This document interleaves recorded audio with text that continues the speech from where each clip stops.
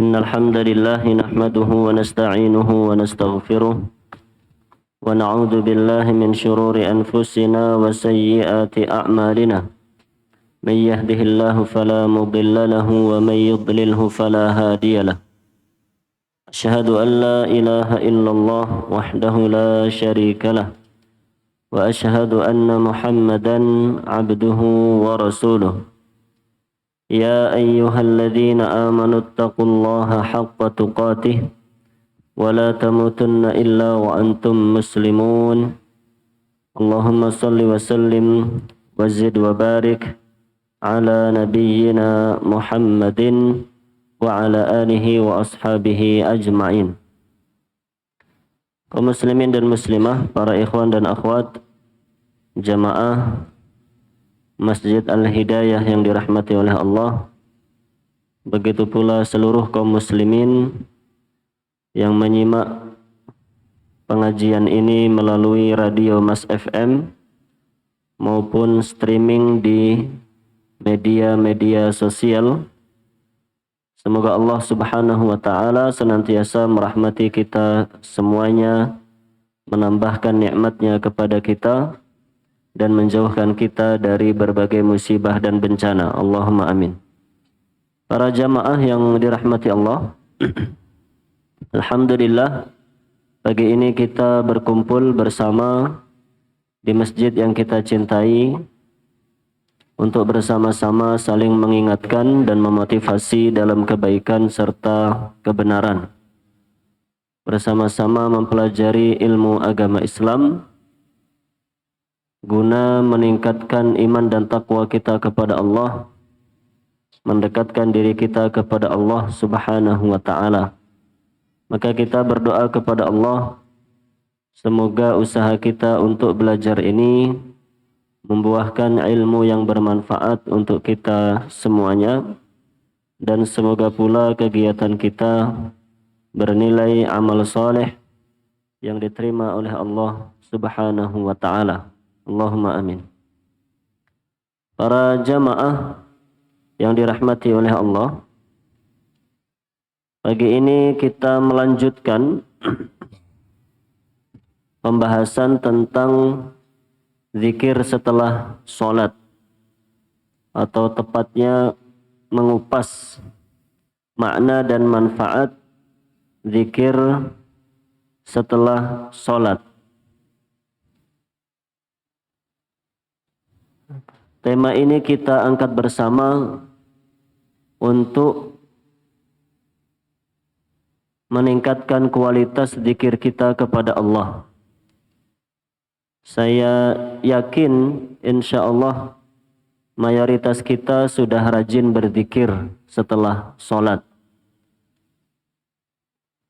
Namun tentunya sebagaimana kita baca dalam keterangan Syekhul Islam Ibn Taimiyah di buku kecil ini, bahwa orang yang berzikir tapi tidak mentadaburi zikirnya, maka pahalanya lebih kecil dibandingkan dengan yang berzikir diiringi dengan tadabbur. Maka ini salah satu usaha kita agar kita memahami bacaan zikir yang kita baca selepas sholat. Jika kita faham, semoga kita bisa menghayati dan mentadaburi bacaan zikir yang kita baca, sehingga kualitasnya semakin baik dan pahalanya pun semakin besar di sisi Allah Subhanahu wa Ta'ala. Para jamaah yang dirahmati Allah, pada pertemuan yang lalu kita sudah membahas bacaan zikir yang pertama seusai sholat, yaitu membaca istighfar. Telah kita baca hadis yang memerintahkan untuk membaca istighfar setelah sholat, dan sudah kita baca pula keterangan para ulama bagaimana bacaan istighfar itu. Intinya kita boleh membaca astaghfirullah 3 kali atau astaghfirullah wa atubu ilaih 3 kali juga. Dan sudah kita baca manfaat membaca istighfar setelah sholat. Kenapa setelah istighfar kok yang dibaca, setelah sholat yang dibaca istighfar, bukan alhamdulillah misalnya. Kemarin sudah kita baca bersama. Setelah itu juga sudah kita baca zikir yang kedua, yaitu Allahumma antas salam wa minkas salam tabarakta ya dzal jalali wal ikram. Apa dalil yang memerintahkannya dan apa kandungan bacaan tersebut? Sekarang kita mulai membaca halaman 18. Nah, sudah siap nggih insyaallah para jamaah nggih? Baik, kita mulai membaca halaman 18, bacaan zikir yang ketiga. Saya bacakan dulu, yaitu kita membaca La ilaha illallah wahdahu la syarikalah. Sambil diperhatikan tulisannya, okay? Insyaallah saya husnudzan, mayoritas kita sudah hafal zikir ini. Tinggal diperhatikan tulisannya seperti apa dan membacanya bagaimana. Okay? La ilaha illallah. Allah illallah. Jadi tidak ada huruf wawunya. Jangan illallah begitu. Illallah itu berarti ada wawunya. Illallah. Okay.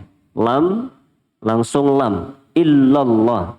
La ilaha illallah wahdahu la syarikalah.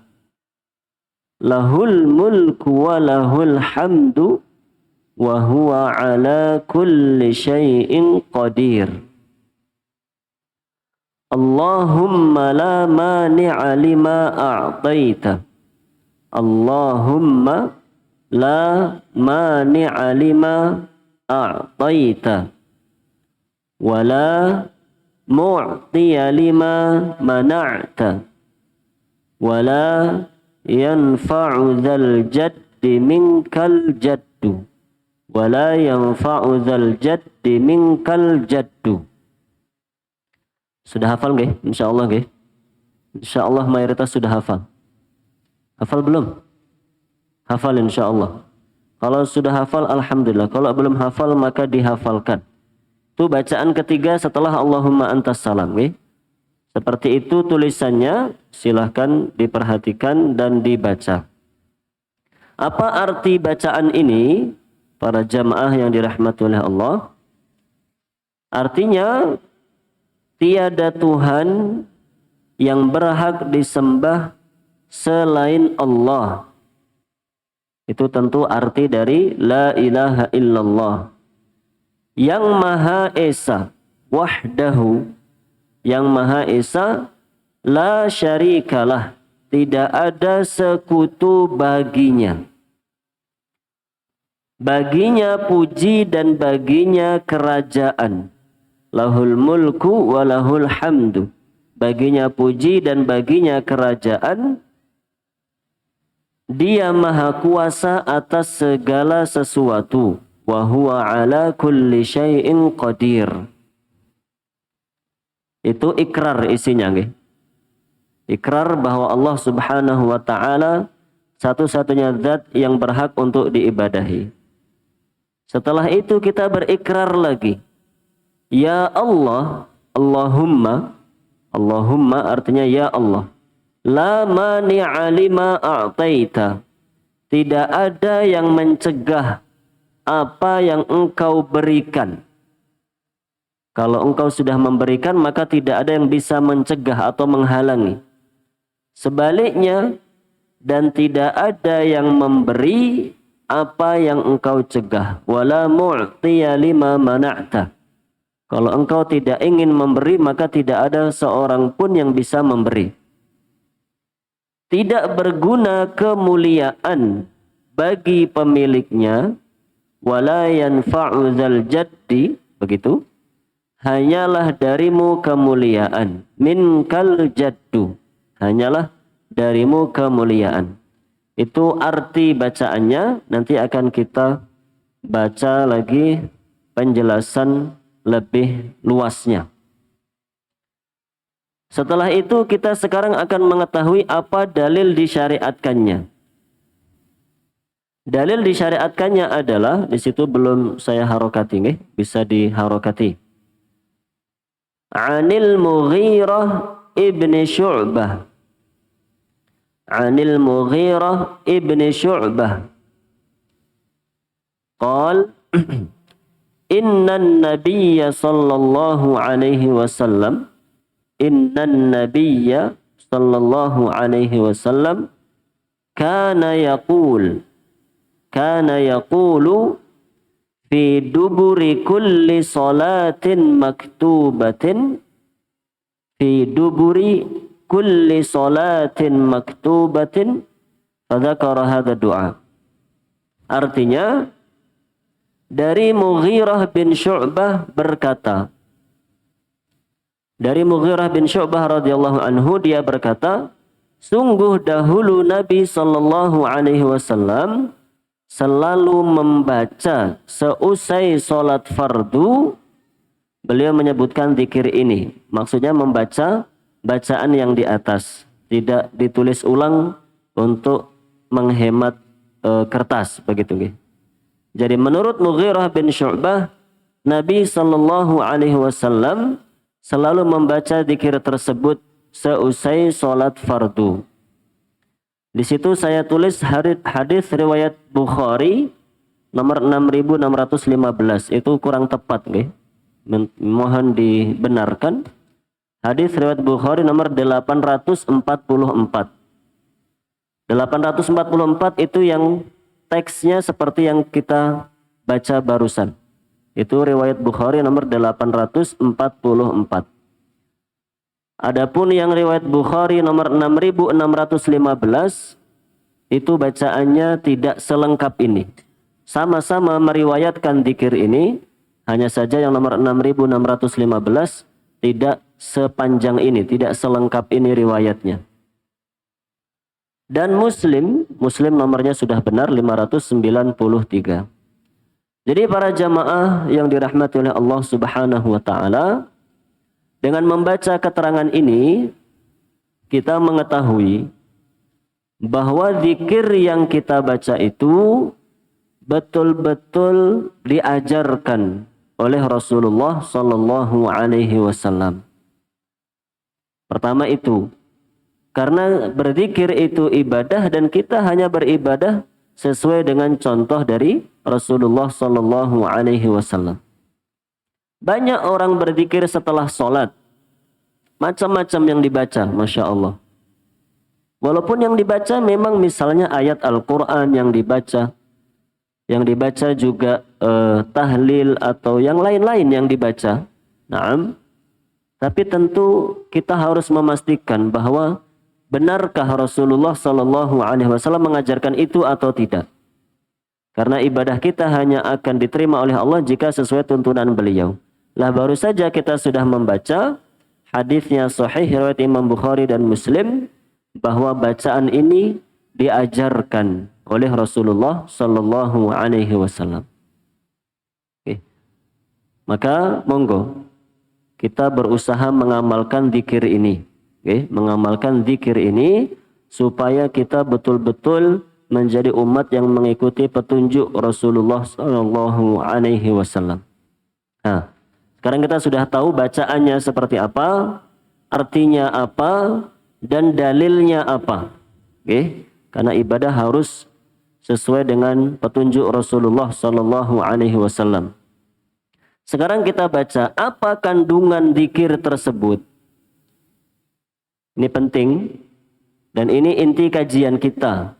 Kita berusaha mengkaji kandungannya supaya kita bisa mentadaburi zikir yang kita baca.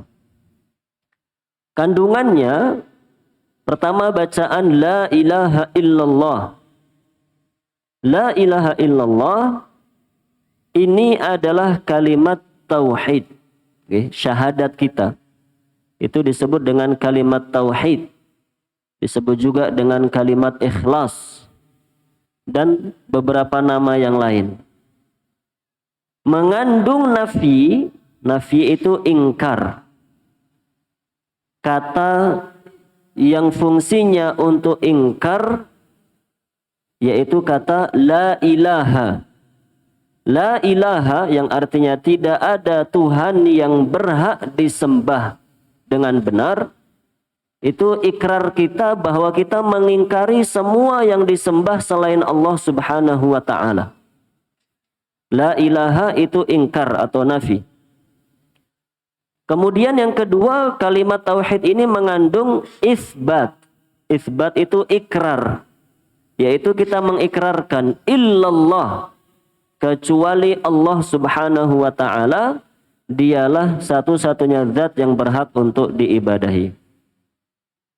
Yaitu mengingkari semua sembahan selain Allah apapun wujudnya, dan ikrar bahwa hanya Allah semata yang berhak diibadahi. Jadi setelah kita sholat, para jamaah yang dirahmati oleh Allah, kita mengikrarkan tauhid kita. Jika kita mentadaburi dzikir yang kita baca, maka seorang muslim itu akan tumbuh di dalam hatinya bahwa selain Allah Subhanahu wa ta'ala itu tidak ada yang benar. Semua yang disembah selain Allah itu tidak benar, sama sekali tidak benar. Dan itu kita ikrarkan setelah kita melaksanakan sholat. Sholat fardunya 5 kali, berarti kalau setiap sholat fardu, setiap seusai sholat fardu kita mengikrarkan ini, berarti mengikrarkan 5 kali minimal sehari semalam. Maka harus tumbuh di dalam hati kita keyakinan bahwa yang selain Allah itu semuanya Tuhan yang salah. Maka tidak boleh mengatakan semua agama itu baik, semua agama itu benar, semuanya akan masuk surga. Itu tidak boleh. Setiap muslim meyakini yang benar hanya Allah. Selain Allah bagaimana? Ya tidak benar. Kalau orangnya tidak bertaubat sampai akhir hayatnya, maka akan menjadi penghuni neraka. Waliyadzubillah min dzalik. Nah, setelah itu kita membaca wahdahu la syarikalah. Ini sering kita baca. Sekarang kita pengen membahas apa toh fungsi wahdahu la syarikalah. Di sini dituliskan wahdahu adalah penegasan untuk kata illallah. Jadi kata wahdahu yang tadi artinya Tuhan yang Maha Esa, itu fungsinya adalah menegaskan ikrar dalam syahadat kita illallah. Kemudian la syarikalah adalah penegasan untuk kata wahdahu. Jadi penegasannya ada berapa berarti? Ada? Nggak ada suaranya. Antum belum sarapan toh para jamaah? Kenapa nggak ada suaranya hari ini? Berapa penegasannya berarti? Ada 2 penegasan. Jadi setelah kita berikrar la ilaha illallah, yang isinya seperti tadi, ikrar kita, maka kita sebutkan 2 penegasan. Wahdahu itu penegasan, la syarikalah itu penegasan lagi. Kenapa ditegaskan sampai 2 kali? Dijelaskan di bawahnya, penegasan demi penegasan ini berfungsi untuk memantapkan keyakinan hati bahwa tidak ada sama sekali yang sebanding dengan Allah. Itu satu, ya.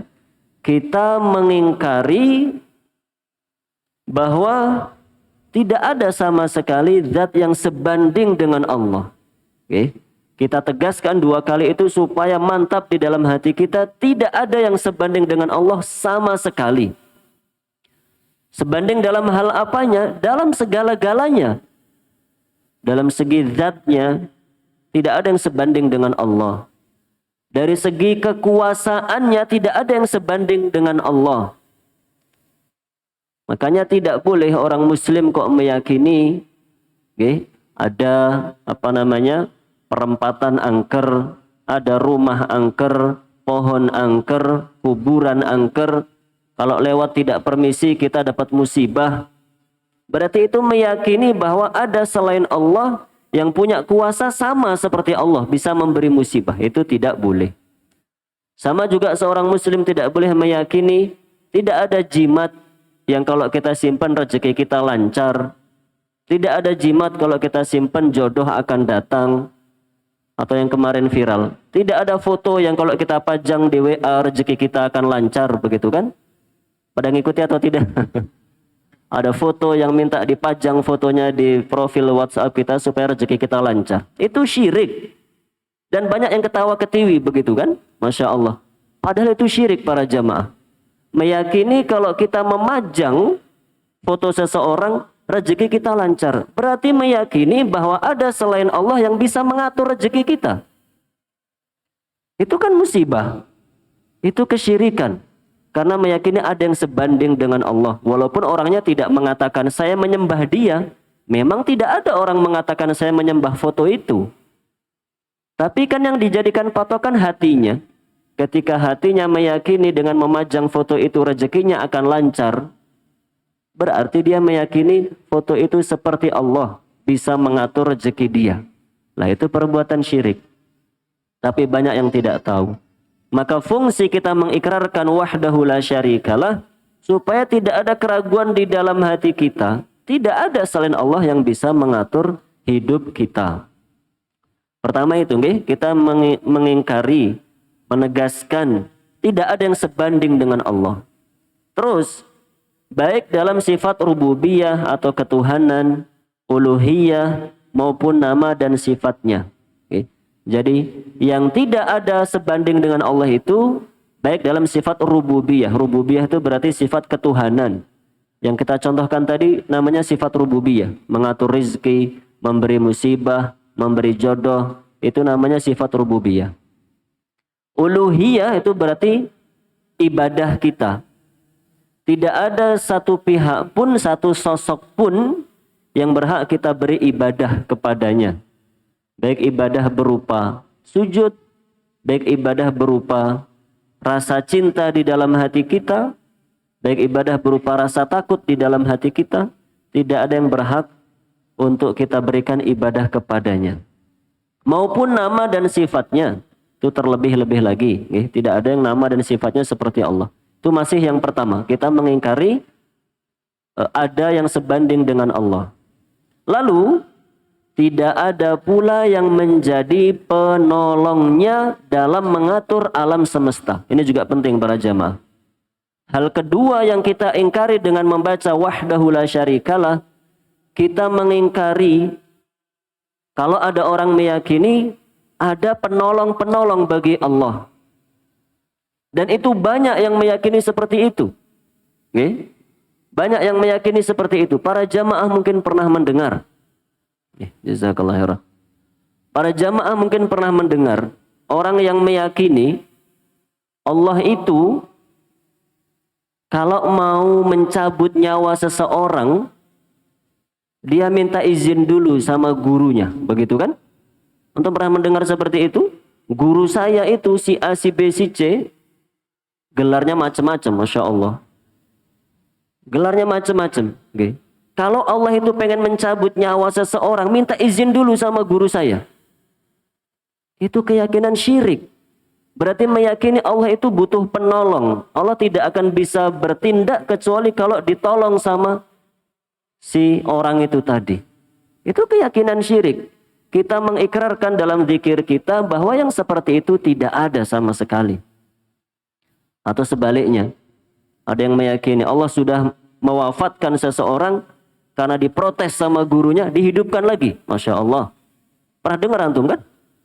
Itu keyakinan syirik. Bagaimana ada yang meyakini Allah itu butuh penolong dalam melaksanakan tindakan-tindakannya. Hanya bisa dilaksanakan kalau ditolong dan diizinkan sama gurunya. Itu syirik. Ada yang meyakini guru saya itu saking hebatnya, kalau dia mau, dia akan berdoa supaya api neraka itu padam. Dan pasti akan padam. Tapi guru saya malu, makanya tidak berdoa. Ini apalagi ya Allah, Masya Allah. Yang seperti itu juga syirik. Bagaimana Allah butuh kepada makhluknya. Dan itu banyak yang meyakini. Banyak yang meyakini. Itu juga sama seperti yang kalau ajaran. Kalau kamu mau rezeki yang lancar, Baca zikir ini ditambah dengan menyebut nama guru-guru ABC, rezekinya lancar. Pernah mendengar juga insya Allah. Kalau mau rezekinya lancar, berdoa sama Allah. Doanya begini, begini, begini. Dilengkapi dengan menyebut nama guru-gurunya. A, B, C, D. Kalau sudah dibaca semua, baru rezekinya lancar. Berarti kan meyakini Allah itu nggak bisa memberi rezeki kalau tidak dibarengi, tidak ditolong oleh guru-gurunya itu tadi. Itu musibah dan itu kesyirikan.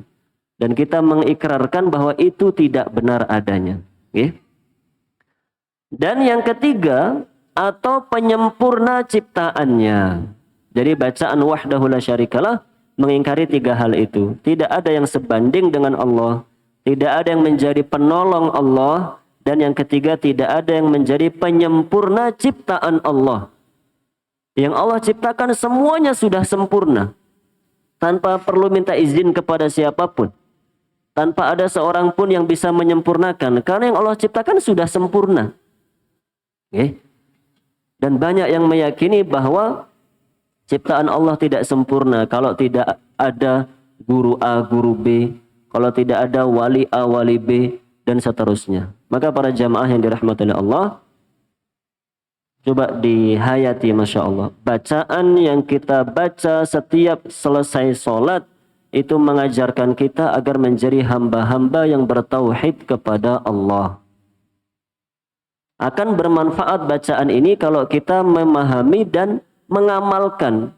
Tidak pernah meyakini ada selain Allah yang memiliki kekuasaan sedikit pun. Oke? Supaya kita betul-betul bertauhid kepada Allah Subhanahu wa ta'ala. Setelah itu, bacaannya adalah lahul mulku wa lahul hamdu. Lahul mulku wa lahul hamdu. Semua kerajaan ada di tangannya. Semua kerajaan ada di tangannya. Ini kalau kita baca, para jamaah, membuat kita tidak sombong siapapun kita. Walaupun kita, Masya Allah, misalnya menjadi kepala desa, contoh nih. Walaupun kita Pak Camat, walaupun kita Pak Gubernur, Pak Bupati, Pak Presiden, apalagi cuma Pak RT, Masya Allah. Tidak meremehkan, maksud saya, kalau yang tinggi saja tidak boleh sombong, begitu maksud saya. Apalagi yang di bawahnya. Kenapa tidak boleh sombong? Karena ini, semua kerajaan ada di tangan Allah Subhanahu wa ta'ala. Kita itu cuma dititipi. Dan itu pun tidak sempurna. Tidak secara mutlak kita berkuasa. Maha terpujilah Dia. Maha terpujilah Dia. Seluruh makhluk adalah hambanya. Dan mereka semua memujinya dengan penuh pengagungan dan cinta. Nah, ini poin penting para jamaah. Mereka semua memujinya dengan penuh pengagungan dan cinta. Dari mana disimpulkan makna ini? Dari bacaan walahul hamdu. Karena alhamdu itu para jamaah dalam bahasa Arab artinya memuji diiringi dengan rasa cinta. Itu namanya alhamdu. Yang ada di surat Al-Fatihah. Alhamdulillahirabbil alamin.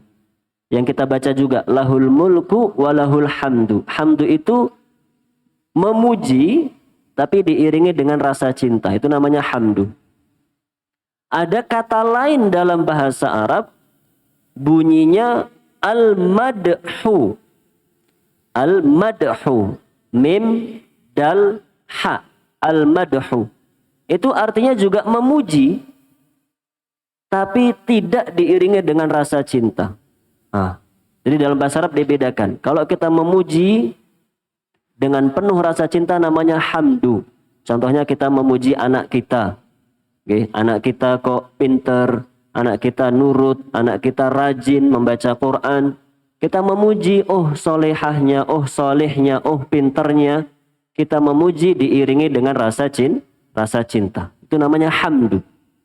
Nah kalau kita memuji orang lain, tapi sekedar memuji tanpa ada rasa cinta itu namanya madhu. Lah yang kita berikan kepada Allah Subhanahu wa ta'ala adalah yang hamdu. Memuji Allah dengan penuh rasa cinta. Wa huwa ala kulli syai'in qadir. Wa huwa ala kulli syai'in qadir. Al-Qadir merupakan salah satu asmaul husna. Maknanya adalah zat yang memiliki kemampuan atau kekuatan sempurna, tidak terbatas oleh waktu dan keadaan. Tadi, wa huwa ala kulli syai'in qadir, Allah Maha mampu atas segala sesuatu, tidak terbatas waktu dan keadaan. Maka semua yang kita contohkan tadi tidak ada yang benar. Kuasa Allah itu bisa dihalangi oleh guru fulan, bisa dihalangi, bisa diprotes oleh wali fulan. Tidak benar sama sekali. Allah itu Maha mampu melakukan segala-galanya. Oke. Kita lanjutkan para jamaah. Halaman selanjutnya, halaman 20. Setelah itu kita membaca Allahumma la mani'a lima a'tait. Ini seharusnya sekalian wala mu'tiya lima mana'ta, begitu ya. Belum tertulis. Allahumma la mani'a lima a'tait wala mu'tiya lima mana'ta. Apa maksud bacaan ini? Takdir Allah pasti berlaku.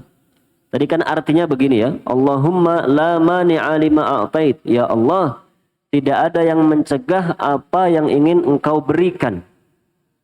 Wala mu'tiya lima mana'ta. Dan tidak ada yang bisa memberi apa yang engkau halangi atau engkau cegah. Maksudnya, takdir Allah pasti berlaku. Yang baik maupun yang buruk. Tanpa ada seorang pun yang mampu menolak atau merubahnya. Allah Subhanahu wa taala berfirman, "Ma yaftahillahu lin-nasi min rahmatin fala mumsika laha, wa ma yumsik fala mursila lahu min ba'dihi wa huwal azizul hakim." Artinya, apa saja di antara rahmat Allah yang dianugerahkan kepada manusia, maka tidak ada yang dapat menahannya. Dan apa saja yang ditahannya, maka tidak ada yang sanggup untuk melepaskannya. Setelah itu, tidak ada yang melepaskannya setelah itu. Dan dialah yang maha perkasa, maha bijaksana. Ayatnya sangat jelas dan sangat tegas. Okay? Kalau Allah memberi rahmat, tidak ada yang bisa menghalangi. Apapun itu. Kalau Allah tidak memberi, maka tidak ada yang bisa memberi. Maka jika kita ingin meminta manfaat, ataupun ingin dihilangkan musibahnya, mohonlah kepada Allah Subhanahu wa ta'ala. Itu yang kita baca dan kita ikrarkan setiap kali kita berzikir setelah sholat. Jadi mengajarkan kita menjadi hamba yang bertauhid kepada Allah. Jangan lagi percaya dengan yang aneh-aneh, yang menyimpang-menyimpang. Pajang foto A di rumah akan menambahkan keberkahan. Pernah dengar ajaran seperti itu? Itu salah dan itu menyimpang. Kalau mau berkah rumahnya, pajang foto A. Pajang foto para wali-wali Allah akan mendatangkan keberkahan. Kalau mau berkah dan lancar rezekinya, pelihara ikan lohan, begitu kan? Kalau mau tidak terhalang rezekinya, maka jangan melakukan ini. Ada keyakinan gimana itu? Nggak boleh nyapu jam berapa, begitu kalau nggak salah nih. Saya lupa. Saya pernah membaca, ada yang meyakini tidak boleh menyapu halaman rumah jam sekian. Kalau menyapu halaman rumah jam sekian, rezekinya akan hilang. Jam berapa para jamaah? Jam? Oh, habis maghrib. Nggak boleh menyapu halaman rumah habis maghrib, rezekinya akan hilang. Masa rezeki Allah turun tiba-tiba hilang hanya gara-gara kita nyapu? Masya Allah. Memang sepele, tapi itu sangat menyimpang. Itu berarti kita meyakini, semoga bukan kita. Berarti ada yang meyakini bahwa rezeki Allah itu bisa terhalang oleh kita atau oleh makhluknya. Itu tidak mungkin para jamaah. Ayatnya sudah kita baca. Kalau Allah ingin memberi, tetap akan dapat. Kalau Allah tidak memberi, maka tidak akan dapat. Maka mari menjadi hamba-hamba yang bertauhid dan mari terus belajar tauhid. Mari terus belajar tauhid. Setelah itu bacaan potongan terakhir dari bacaan ini, wala yanfa'u dzal jaddi minkal jaddu, orang yang engkau beri kekayaan dan kekuasaan tidak akan bermanfaat jika tidak digunakan untuk beribadah kepadamu. Ini merupakan ikrar yang penting bagi hamba sebagai bentuk penyerahan diri seutuhnya kepada Allah Subhanahu wa ta'ala. Ini yang baru saja kita baca keterangan itu dari Al-Adhkar Ba'da Shalah Maktubah Syekh Shalih Al-Fauzan hafizahullah ta'ala.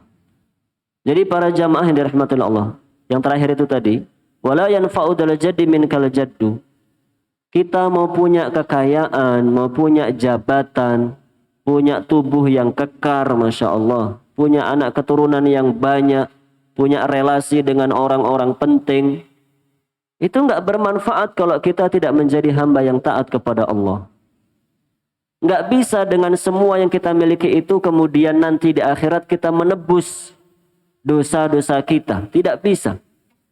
Maka carilah dunia. Silahkan, kita diperintahkan mencari kecukupan di dunia. Tapi niatnya adalah agar dengan dunia itu kita bisa mendekatkan diri kepada Allah. Jangan justru ketika mencari dunia atau sudah mendapatkan dunia malah semakin jauh dari Allah Subhanahu wa ta'ala. Para jamaah yang dirahmati oleh Allah, itu bacaan yang ketiga dalam zikir. Apa manfaat membaca zikir ini? Di sini tidak dituliskan ya apa manfaatnya, karena memang tidak ada dalil khusus. Tidak ada dalil khusus dalam Quran maupun hadis menerangkan misalnya kalau membaca ini berarti akan dapat pahala sekian misalnya. Tidak ada dalil khusus yang menerangkan tentang hal itu. Tapi tentunya dengan kita membaca zikir ini, kita akan mendapatkan pahala umum, bagi orang-orang yang berzikir kepada Allah Subhanahu wa ta'ala. Di awal buku kita sudah kita baca, apa pahala orang yang berzikir kepada Allah. Banyak kita sebutkan pahala-pahalanya, ada 9 kalau tidak salah. Lah, semua kebaikan-kebaikan itu bisa kita dapatkan dengan membaca zikir ini. Karena tentunya ini termasuk bacaan zikir, maka masuk dalam keumuman dalil-dalil yang disebutkan di pembahasan tersebut. Walaupun tidak ada dalil secara khusus yang menerangkan keistimewaan bacaan ini. Namun yang tadi sangat penting para jamaah. Kalau kita faham bacaan tadi loh, Allahumma la mani'a lima a'tait wa la mu'tiya lima mana'at. Tidak ada yang bisa menghalangi kalau engkau sudah memberi. Tidak ada yang memberi kalau engkau halangi. Kalau kita meyakini bacaan ini, menghayati bacaan ini, kita itu akan hidup dengan tenang para jamaah. Kalau kita menghayati bacaan ini, hidup kita akan tenang. Kenapa tenang? Karena kita yakin bahwa rizki kita sudah diatur oleh Allah Subhanahu wa ta'ala. Kita tidak menjadi orang yang rakus di dunia. Rakus, semuanya pengen kita ambil karena khawatir kehabisan. Semuanya pengen kita kuasai, khawatir nanti tidak kebagian. Jadi orang rakus karena hatinya tidak bertawakal dan tidak yakin dengan rizki yang diatur oleh Allah Subhanahu wa ta'ala. Jadi pahami bacaan tadi bahwa Allah jika memberi tidak ada yang menghalangi. Jika Allah halangi tidak ada yang memberi, agar kita itu tidak rakus. Kita memang bekerja, ya bekerja. Tapi bukan untuk rakus, kita bekerja mencari kecukupan supaya bisa beribadah. Setelah cukup selesai. Kita berusaha juga begitu, buka usaha ini dan itu, silahkan. Kita mau usahanya berkembang pesat sangat besar, silahkan, sah-sah saja. Tapi jangan sampai menjadi orang yang rakus. Takut kehabisan, takut tidak kebagian, takut kalah sama orang lain. Semua rezeki kita itu diatur oleh Allah Subhanahu wa ta'ala. Kita tinggal berusaha, Allah yang akan mengirimkan rezeki itu kepada kita. Maka jangan menjadi orang yang rakus di dunia. Sampai lupa ibadah. Sampai tidak peduli halal dan haram. Tidak peduli mana maksiat, mana taat. Pokoknya untung, pokoknya sukses dunia. Itu tidak boleh. Rezeki kita di tangan Allah Subhanahu wa ta'ala. Kita dekat dengan Allah, rezeki kita dilapangkan. Kita jauh dari Allah, rezeki kita tidak dilapangkan. Kalaupun ada yang jauh dari Allah dan rezekinya lapang, berarti itu istidraj. bahaya. Diulur-ulur oleh Allah supaya semakin banyak dosanya, akhirnya nanti sangat pedih siksa yang menimpanya. Itu bacaan yang ketiga. Maknanya kurang lebih demikian. Sekarang bacaan yang keempat.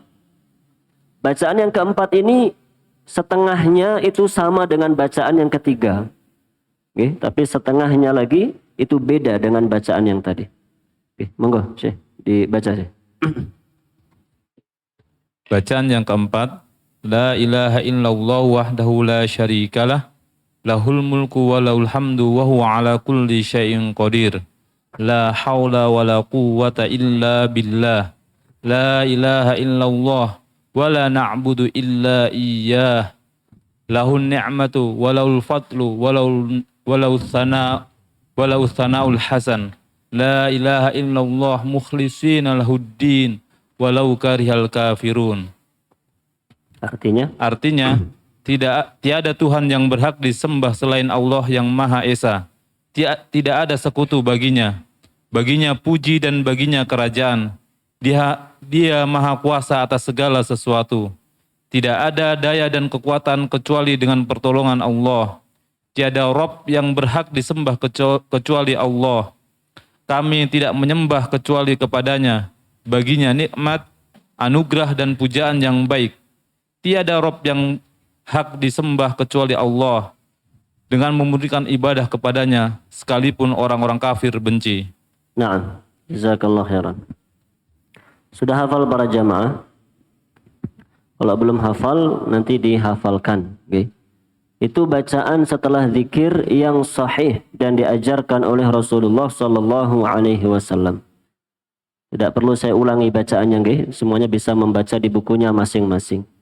Sekarang kita baca dalil pensyariatannya. Sekali lagi saya ulangi, kita memastikan bahwa zikir yang kita baca itu diajarkan oleh Rasulullah Sallallahu Alaihi Wasallam.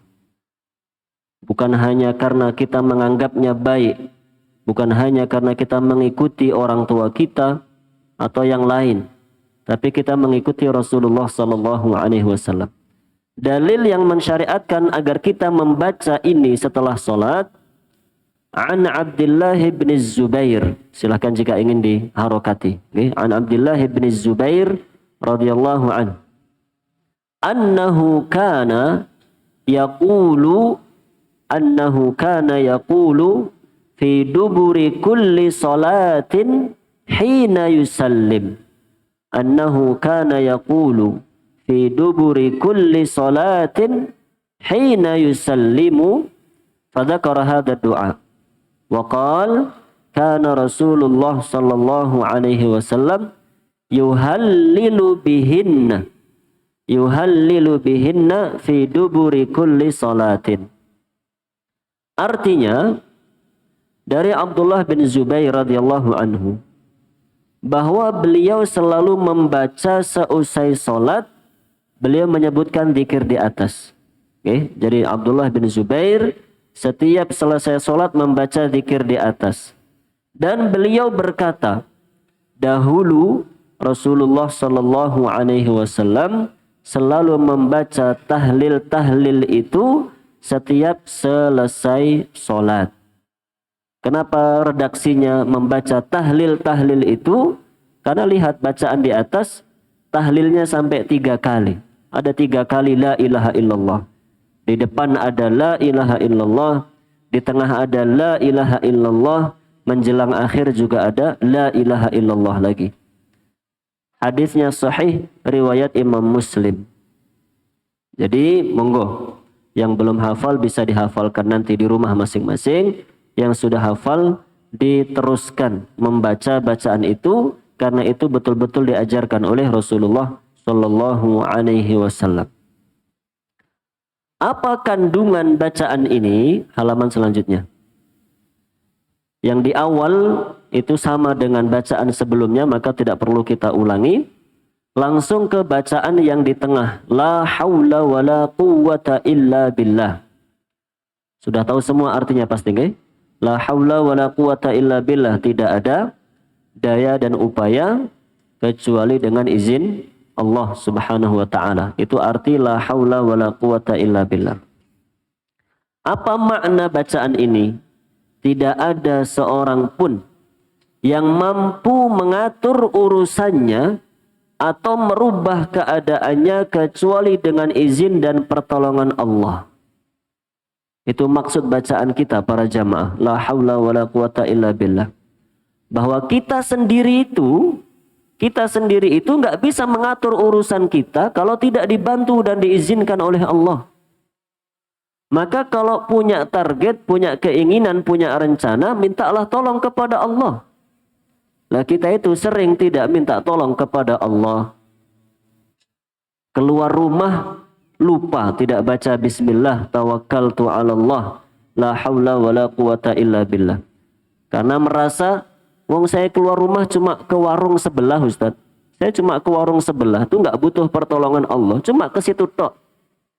Padahal walaupun hanya ke situ, kalau tidak ditolong oleh Allah kita nggak mampu para jamaah. Bisa terpleset, bisa segala macam. Makanya jangan lupa bertawakal kepada Allah dan minta pertolongan Allah. Keluar rumah itu baca bismillah, tawakkaltu 'ala Allah, la haula wala quwata illa billah. Karena kita itu nggak bisa mengatur urusan sendiri kalau tidak ditolong oleh Allah Subhanahu wa taala. Yang saya sebutkan tadi contoh sangat sederhana. Apalagi kalau urusannya lebih besar. Bapak-bapak mencari nafkah, itu urusan besar menyangkut keberlangsungan hidup keluarga kita. Maka jangan mengandalkan kekuatan fisik kita. Jangan mengandalkan kecerdasan kita. Jangan mengandalkan relasi-relasi kita. Mintalah tolong kepada Allah Subhanahu wa taala. Oke? Dan seterusnya. Begitu. Tidak ada yang mampu menjauhi maksiat dan menjadi hamba yang taat kecuali dengan taufik Allah. Lah ini juga sangat penting.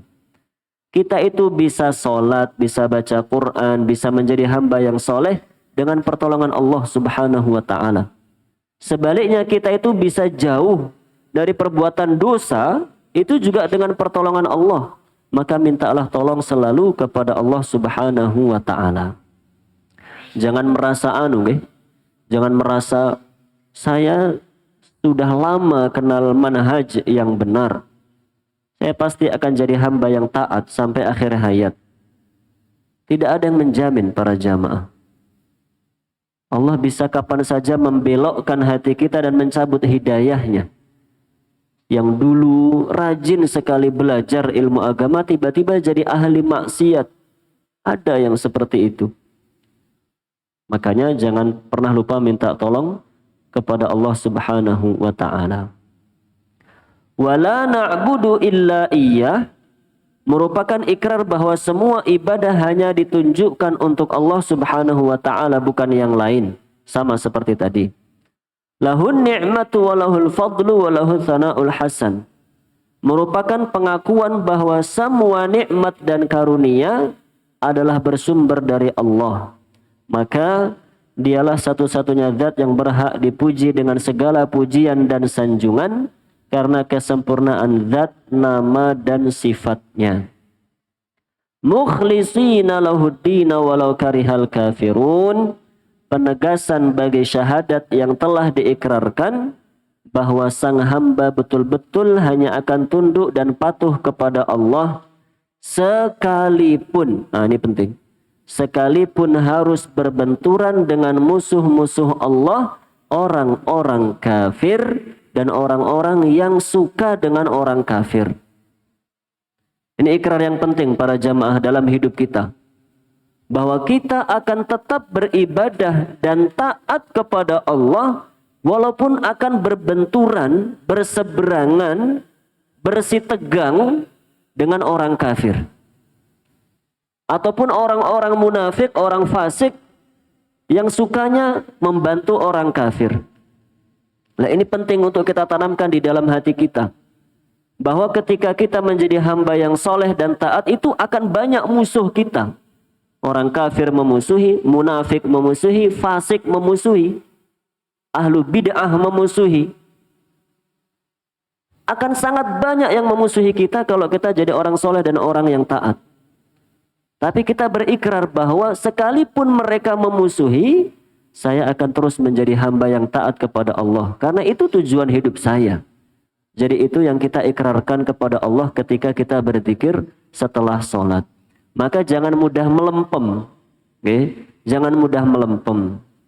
Mohon maaf nih, yang ikhwan, yang laki-laki, kemana-mana pakai baju yang menutup aurat. Baru diejek sedikit, sok soleh begitu. Emangnya sudah haji? Saya aja yang sudah haji 2 kali kemana-mana pakai kaos, begitu misalnya. Cuma digitukan melempem. Jenggotnya panjang diejek sedikit. Kayak embek, melempem lagi. Celananya cingkrang diejek sedikit. Kayak orang kebanjiran, melempem lagi. Yang akhwat juga begitu. Hijabnya Masya Allah menutup aurat dengan sempurna. Panjang kemana-mana. Baru diejek tidak modern. Diejek kolot, tidak gaul. Sudah melempem. Maka ketahuilah para jamaah. Itu pasti akan kita dapatkan. Pasti. Okay? Kita itu kalau jadi orang soleh. Bukan kemungkinannya. Bisa jadi punya musuh, bisa jadi tidak. Enggak. Kemungkinannya satu, kalau kita jadi orang soleh pasti banyak yang tidak suka. Itu kemungkinannya. Makanya para nabi dan rasul banyak musuhnya, saking soleh dan taatnya. Maka karena begitu kenyataannya, kita harus siap selalu untuk dicibir orang, siap selalu untuk direndahkan orang. Dan itu tidak masalah bagi kita, yang penting kita menjalankan perintah Allah. Dan menjadi hamba yang diridhoi oleh Allah Subhanahu wa ta'ala. Orang mau bilang apa itu terserah.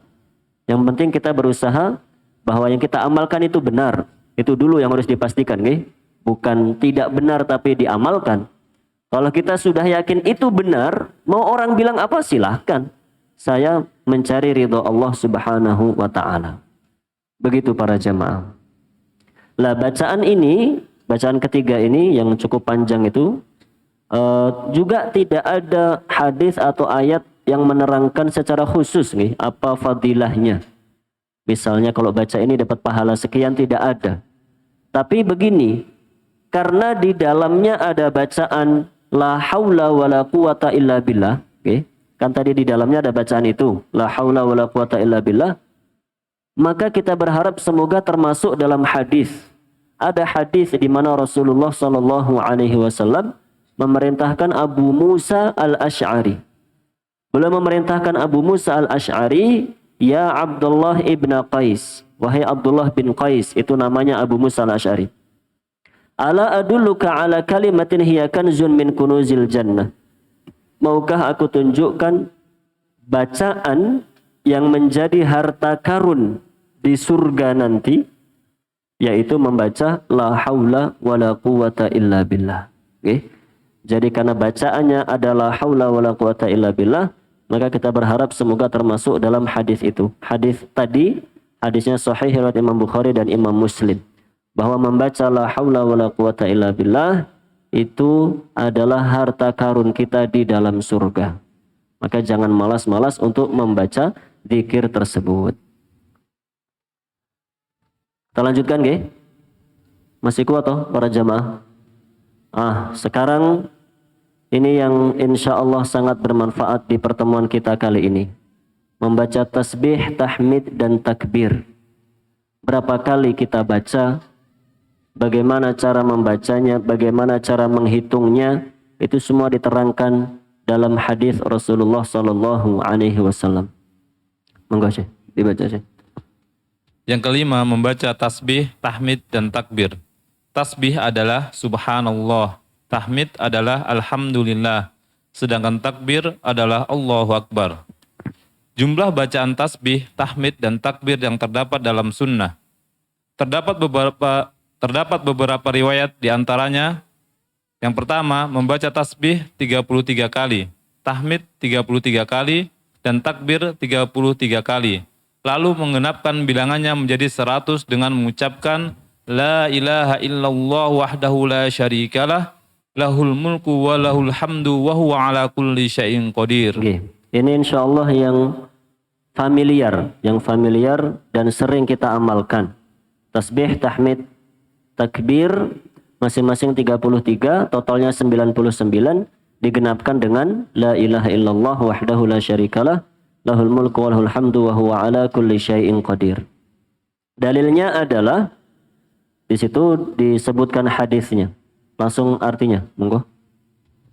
Dalilnya, artinya dari Abu Hurairah radhiyallahu anhu dari Rasulullah sallallahu alaihi wasallam bersabda, barang siapa bertasbih seusai salat 33 kali, bertahmid 33 kali dan bertakbir 33 kali, lalu menggenapkan bilangannya menjadi 100 dengan membaca la ilaha illallah wahdahu la syarikalah lahul mulku wa lahul hamdu wa huwa ala kulli syai'in qadir, maka diampuni kesalahan-kesalahannya walaupun sebanyak buih di lautan. Hadis riwayat Muslim. Jazakallahu khairan. Lah, jadi nggak apa-apa, biarin. Itu dalilnya bahwa yang kita baca selama ini itu berdasarkan hadis riwayat Muslim nomor 597. Para jamaah biasa membaca yang ini kan? Iya apa ya? Nggih, insyaallah. Yang familiar itu berdasarkan hadis sahih riwayat Imam Muslim. Pahalanya seperti tadi, diampuni kesalahan-kesalahan kita walaupun sebanyak buih di lautan. Masya Allah. Makanya jangan malas berzikir. Dosa kita itu banyak, tapi taubatnya jarang, begitu kan? Makanya banyak berzikir agar dengan zikir itu Allah mengampuni dosa-dosa kita. Di antaranya membaca ini subhanallah 33, alhamdulillah 33, Allahu akbar 33. Dibaca dengan tenang begitu, dihayati sebisa mungkin. Nah, tapi ternyata ada riwayat lain para jamaah, jumlahnya berbeda-beda. Nah, silakan dilanjutkan. Yang kedua, membaca tasbih 33 kali, bertahmid 33 kali, bertakbir 33 kali tanpa digenapkan menjadi 100. Dalilnya adalah hadis Abu Hurairah radhiyallahu anhu. Sesungguhnya orang-orang fakir dari Muhajirin mendatangi Rasulullah sallallahu alaihi wasallam, lantas mereka berkata, "Wahai Rasulullah, orang-orang kaya telah memperoleh derajat yang tinggi dan nikmat abadi di surga." Rasulullah sallallahu alaihi wasallam bertanya, "Bagaimana itu?" Mereka berkata, "Mereka solat sebagaimana kami solat. Mereka berpuasa sebagaimana kami berpuasa. Mereka berinfak sementara kami tidak dapat berinfak. Dan mereka membebaskan budak sementara kami tidak dapat membebaskan budak." Maka Rasulullah sallallahu alaihi wasallam bersabda, "Maukah kuajarkan pada kalian sesuatu yang dengannya kalian akan menyamai orang-orang yang telah mendahului kalian? Dengannya kalian mengungguli orang-orang setelah kalian, dan tidak ada yang lebih utama dari kalian kecuali yang mengerjakan amal seperti yang kalian kerjakan." Sebentar. Itu difahami sabda beliau nggih. Maukah kuajarkan pada kalian sesuatu yang dengannya kalian akan menyamai orang-orang yang telah mendahului kalian? Maksudnya orang-orang tadi. Ini kan ceritanya tadi, orang fakir miskin mengeluhkan kalah ibadahnya dengan orang kaya.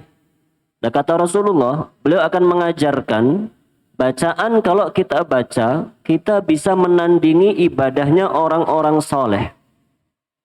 Orang-orang soleh yang kaya, lebih kaya dari kita. Itu maksud dengannya kalian akan menyamai orang-orang yang telah mendahului kalian.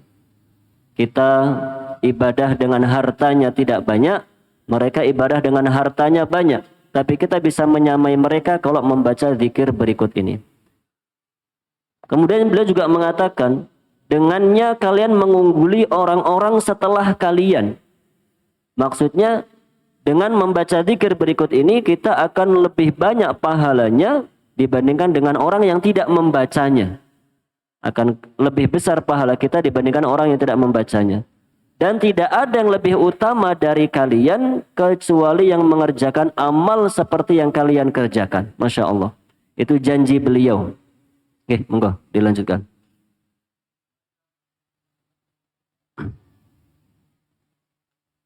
Mereka menjawab, "Tentu wahai Rasulullah sallallahu alaihi wasallam."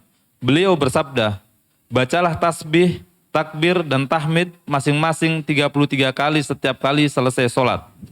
Abu Soleh berkata, selang beberapa waktu mereka kembali menemui Rasulullah Shallallahu Alaihi Wasallam, lantas mereka berkata, saudara-saudara kami yang kaya telah mendengar amal kami, lantas mereka beramal seperti amal yang kami lakukan.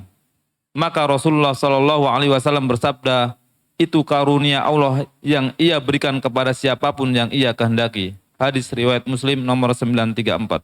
Nah, jazakallahu khairan. Hadisnya insyaallah sering didengar, oke? Bahwa dengan amal itu insyaallah kita tidak kalah pahalanya dengan orang-orang yang amal solehnya lebih banyak dari kita. Tapi tetap saja para jamaah, takdir Allah itu sudah Allah bagi dengan adil. Maka seperti kisah tadi, ketika para sahabat yang miskin mengamalkan bacaan ini, yang kaya ikut-ikutan, Masya Allah. Endingnya tetap kalah pahalanya, begitu kan? Maka Rasulullah SAW mengatakan itu karunia Allah. Allah berikan kepada siapa yang Dia kehendaki. Mau tidak mau memang begitu takdir Allah. Tapi setidaknya kita berusaha untuk menyamai amal soleh mereka. Kan di sini tadi disebutkan amal dengan harta itu, contohnya tadi berinfak, okay. Kemudian membebaskan budak, itu amal soleh dengan harta yang disebutkan di hadis ini. Ada dalam riwayat lain itu disebutkan umroh juga. Mereka umroh, mereka berhaji, disebutkan dalam riwayat lain begitu, amal soleh dengan hartanya. Dan Rasulullah SAW mengajarkan agar membaca ini, menunjukkan bahwa bacaan ini pahalanya sangat besar. Kalau belum bisa umroh, ya tetap berniat semoga bisa umroh, begitu. Tapi untuk sementara begitu, Masya Allah, menghibur diri bisa dengan membaca zikir ini. Masing-masing 33 tanpa digenapkan dengan la ilaha illallah wahdahu la syarikalah sampai selesai. Itu juga berdasarkan hadis yang sahih. Silahkan mau pakai pertama atau yang kedua, semuanya benar. Ada riwayat yang ketiga, membaca tasbih 33 kali, tahmid 33 kali, dan takbir 34 kali. Oke. Totalnya yaitu 100. Tapi sama, tidak pakai la ilaha illallah. Dalilnya adalah, langsung artinya, dari Ka'ab bin Ujrah radhiyallahu anhu, dari Rasulullah sallallahu alaihi wasallam beliau bersabda, ada bacaan-bacaan yang ganjarannya tidak akan mengecewakan orang yang membacanya setiap selesai sholat wajib, yaitu bertasbih 33 dan bertahmid 33 dan bertakbir 34. Itu juga bisa kita amalkan karena berdasarkan hadis yang sahih riwayat Imam Muslim. Yang nomor 4, membaca tasbihnya 25 kali, tahmidnya 25 kali, takbirnya 25 kali, dan tahlilnya 25 kali. Totalnya juga 100. Dalilnya adalah hadis dari Zaid bin Thabit radhiyallahu anhu, dia berkata, kami diperintahkan untuk bertasbih setiap selesai sholat 33 kali, bertahmid 33 kali, dan bertakbir 34 kali. Lantas seorang laki-laki dari Ansor bermimpi di dalam tidurnya. Ada seseorang mengatakan, Rasulullah Shallallahu Alaihi Wasallam telah memerintahkan kalian untuk bertasbih setiap selesai sholat 33 kali, bertahmid 33 kali, dan bertakbir 34 kali. Ia berkata, iya. Orang itu pun berkata, jadikanlah masing-masing bacaan itu 25 kali, dan tambahkan tahlil setelahnya dengan jumlah yang sama. Keesokan harinya, dia menemui Nabi Shallallahu Alaihi Wasallam dan menceritakan mimpinya. Maka Nabi Shallallahu Alaihi Wasallam bersabda, kerjakanlah. Maka berdasarkan hadis ini yang kita petik kesimpulannya, pertama, boleh membaca tadi masing-masing 25 kali. Pelajaran yang kedua, dan ini sangat penting, sahabat ini mengamalkan mimpi tadi setelah mendapat izin dari Rasulullah Sallallahu Alaihi Wasallam. Tadi begitu kan ceritanya, setelah bermimpi besoknya tanya kepada Nabi SAW, setelah disetujui, bahasa kitanya di ACC, baru diamalkan sama sahabat itu. Bukan serta-merta dapat mimpi langsung diamalkan, nggak begitu. Maka kalau zaman sekarang kita ada yang bermimpi macam-macam, dapat wahyu dalam mimpi harus baca ini, dapat wahyu dalam mimpi harus mengerjakan ini. Mimpi kita itu bukan syariat. Mimpi kita bukan syariat, bukan wahyu. Mimpi yang menjadi wahyu adalah mimpinya para nabi dan rasul. Adapun selain itu maka hanya bisa dikerjakan kalau sesuai dengan syariat. Nah sekarang Rasulullahnya sudah tidak ada, kan begitu? Maka kalau mimpi macam-macam sudah dibuang saja. Jangan jadi orang aneh-aneh itu loh, Masya Allah. Hanya karena mimpi ngaku jadi nabi, karena mimpi jadi Imam Mahdi, Masya Allah. Karena mimpi mendirikan raja, apa kemarin tuh Raja Sunda, apa itu, Masya Allah. Kerajaannya wagu sekali lagi, Masya Allah. Jangan jadi orang aneh-aneh karena mimpi. Mimpi kita bukan wahyu, maka tidak dikerjakan. Kembali pembahasan kita. Jadi itu boleh dikerjakan 25, 25, 25. Yang kelima, yang terakhir, membaca tasbihnya 10 kali, tahmidnya 10 kali, dan takbirnya 10 kali. Ini yang paling ringkas. Bisa kita kerjakan kalau misalnya sedang buru-buru. Kalau misalnya sedang buru-buru, sedang safar kah, atau hajat yang lain, pilih yang ringkas. Boleh. Dalilnya adalah riwayat lain hadis Abu Hurairah yang tadi kita baca tentang orang-orang fakir yang mengeluhkan kalah ibadahnya dari orang-orang kaya. Di mana Rasulullah SAW bersabda di akhir hadis, bacalah tasbih selesai sholat 10 kali, tahmid 10 kali, dan takbir 10 kali. Jadi ada riwayat lain hadis yang kita baca tadi disebutkan 10 kali 10 kali. Itu hadis riwayat Muslim nomor 595, sekalian ditambahi. Riwayat ini juga ada dalam Bukhari. Riwayat Bukhari nomor 6329. Riwayat Bukhari nomor 6329. Semua riwayat di atas sahih dari Nabi SAW. Sikap terbaik bagi seorang muslim adalah mengamalkan semua yang beliau ajarkan secara bergantian. Jadi itu namanya pilihan. Kita silahkan mau mengamalkan yang mana sesuai dengan kondisi dan keinginan kita. Yang terakhir, penutup pertemuan kita pada pagi yang berbahagia ini, tata cara menghitung zikir. Maksudnya menghitung tadi loh, tasbih 33 kali tadi gimana cara ngitungnya? Karena macam-macam, ada yang pakai jari begini, ada yang begini, ada yang begini, ada yang pakai ruas jari, ada yang kanan kiri begini, Masya Allah. Lah, yang benar yang seperti apa? Monggo dibaca.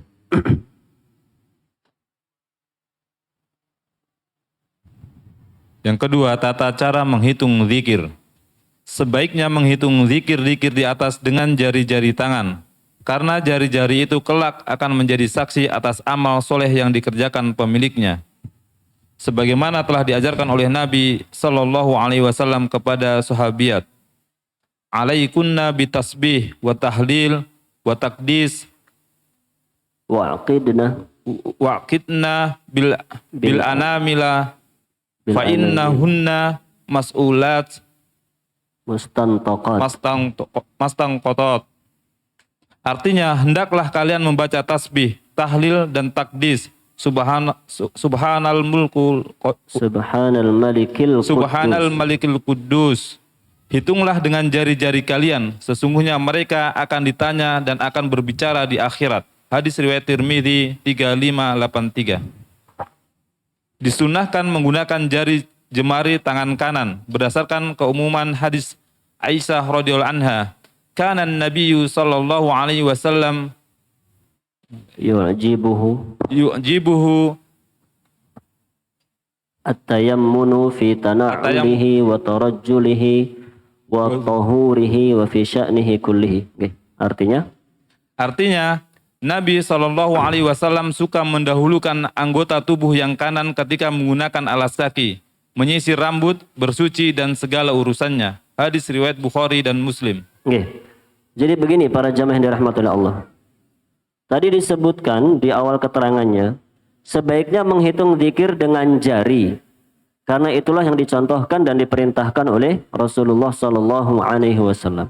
Maksudnya jangan menggunakan tasbih. Bukan tidak boleh, okay? Tapi kita berusaha mencontoh Rasulullah sallallahu alaihi wasallam. Tadi hadisnya kita baca. Beliau itu memerintahkan sahabiyat. Sahabiyat itu wanita-wanita, para sahabat. Hadis ini diriwayatkan oleh Yusairah binti Yasir. Beliau mengatakan kepada para sahabiyat, hendaklah kalian membaca tasbih, tahlil dan takdis. Takdis itu subhanal malikil kudus. Hitunglah dengan jari jemari kalian. Jadi beliau memerintahkan begitu, hitunglah dengan jari jemari kalian. Maka jika kita mengamalkan ini, itu lebih bagus. Okay? Lebih sesuai dengan perintah Rasulullah sallallahu alaihi wasallam. Adapun jika kita misalnya butuh alat bantu, misalnya tasbih, ya boleh, sesekali boleh. Atau bukan tasbih, sekarang itu kan ada yang dipencet begitu ya, yang biasa dipakai jamaah haji atau jamaah umrah itu. Dia semacam cincin kecil begitu, tapi ada nomornya. Kalau kita pencet, muncul angka 1. Jadi tinggal subhanallah dipencet-pencet begini. Kalau memang satu waktu kita membutuhkan, karena kita capek, maka butuh alat bantu, silahkan, tidak apa-apa. Tapi pada dasarnya yang diperintahkan adalah menghitung zikir tadi menggunakan jari. Maka menggunakan tasbih itu tidak serta-merta mutlak secara umum begitu nih para jamaah. Jangan dipukul rata. Kalau menggunakan tasbih dengan alasan tadi yang saya sebutkan, memang hanya sesekali saja ketika dibutuhkan, ketika capek dan seterusnya, maka tidak apa-apa menggunakan tasbih.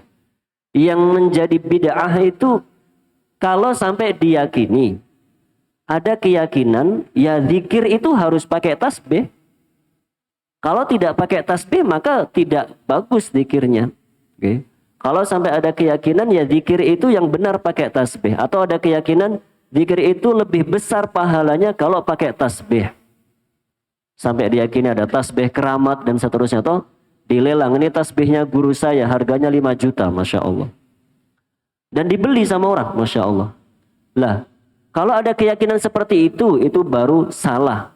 Karena tidak ada dalil mengatakan zikir pakai tasbih lebih bagus, zikir pakai tasbih itu yang diperintahkan, enggak. Yang diperintahkan adalah berzikir menggunakan jari. Kalau sesekali pakai tasbih, silahkan, tidak apa-apa. Nah, ketika menghitung dengan jari tadi, maka yang terbaik menggunakan jari tangan kanan. Tadi disebutkan hadis yang umum, hadis Aisyah tadi hadis yang umum, tapi sebenarnya ada dalil yang lebih spesifik lagi, belum dituliskan di sini. Dari Abdullah bin Amr bin As radhiyallahu anhuma, beliau mengatakan, laqad ra'aitu Rasulullah sallallahu alaihi wasallam yaqiduha biyaminihi. Wa fi riwayatin yaqidu tasbiha biyaminihi.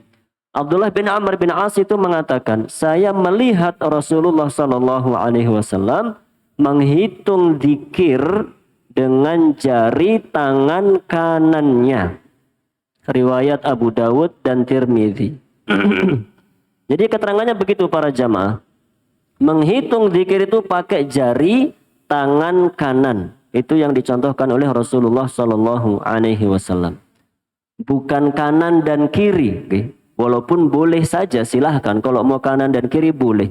Tapi kalau kita menggunakan tangan kanan, maka itu lebih bagus, lebih sesuai contoh Rasulullah sallallahu alaihi wasallam. Bagaimana caranya? Lah, ini yang diperselisihkan para ulama. Jari tangan kanan ini gimana cara menghitungnya? Banyak keterangan para ulama dan berbeda-beda. Dan intinya bahwa caranya itu bebas. Pokoknya pakai jari tangan kanan. Caranya diserahkan kepada kita, bebas mana yang lebih mudah. Ada yang mengatakan begini, cara menghitung itu satu jari, satu zikir. Dan menghitungnya dikepalkan. Jadi dari terbuka kemudian ditutup begini, dilipat. Jadi subhanallah, subhanallah, subhanallah begini ya. subhanallah, subhanallah. Terus menghitung begini sampai 33 kali. Kenapa berpendapat begitu? Karena teks hadisnya tadi, coba diperhatikan teks hadisnya tadi. Oh, tidak dituliskan ya. Yang saya bacakan tadi. Abdullah bin Amr bin As tadi mengatakan yaqiduha. Yaqiduha itu arti secara bahasa mengikatnya, mengikat tasbih. Maksudnya menghitung tasbih. Kalau mengikat ya berarti begini, dari terbuka menjadi dilipat. Nah, subhanallah, subhanallah, subhanallah. Begini. Ada yang berpendapat sebaliknya. Mengikatnya itu maksudnya dari ikatan kemudian dibuka. Jadi menghitungnya dari tangan yang tergenggam terus dihitung dengan cara dibuka. Subhanallah, subhanallah, subhanallah, subhanallah. Begini, juga ada yang menerangkan seperti itu. Juga boleh dipakai, silahkan. Oke. Ada yang mengatakan bukan pakai jari, tapi pakai ruas jari yang paling atas. Ruas jari yang paling atas. Apa dalilnya? Dalilnya hadis yang kita baca tadi di halaman 26 itu. Ketika Rasulullah SAW memerintahkan para sahabiat menghitung zikir, beliau mengatakan wa'qidna bil anamil. Hitunglah dengan anamil. Anamil itu kata tunggalnya unmulah. Lah unmulah itu dalam bahasa Arab adalah ruas jari yang paling atas ini para jamaah. Ini namanya unmulah. Jamaknya anamil. Karena teks hadisnya berbunyi anamil, berarti yang dipakai itu cuma ruas yang paling atas. Satu jari satu berarti. Subhanallah, subhanallah, subhanallah, subhanallah. Begini. Ada yang berpendapat begitu. Karena melihat teks hadis tadi. Itu juga boleh. Silahkan. Ada juga yang menerangkan satu ruas jari, satu jari sesuai dengan jumlah ruasnya. Yang 4 jari masing-masing ada 3 ruas. Berarti 1, 2, 3. 1, 2, 3. Ibu jari ada 2. Begitu kan? 1, 2. Ada yang menerangkan begitu juga. Dan semuanya boleh. Oke. Terserah mau pakai yang mana. Yang penting pakai jari tangan kanan. Itu yang terbaik. Bukan dengan jari tangan kiri. Wallahu a'lamu bissawab. Demikian kajian kita pada pagi yang berbahagia ini. Mohon maaf waktunya molor sampai jam 9 lebih. Karena waktu sudah lewat begitu, mungkin yang ingin bertanya langsung bertanya di luar forum saja, biar tidak menunda perjalanan jamaah yang lainnya. Semoga menjadi ilmu yang bermanfaat untuk saya pribadi dan jamaah sekalian. Atas sangat banyak kekurangan mohon maaf yang sebesar-besarnya. Saya akhiri dengan doa kafaratul majlis. Subhanakallahumma bihamdika asyhadu an la ilaha illa anta astaghfiruka wa atubu ilaik. Sallallahu ala nabiyyina Muhammad wa ala alihi wa sahbihi ajma'in. Wassalamu alaikum warahmatullahi wabarakatuh.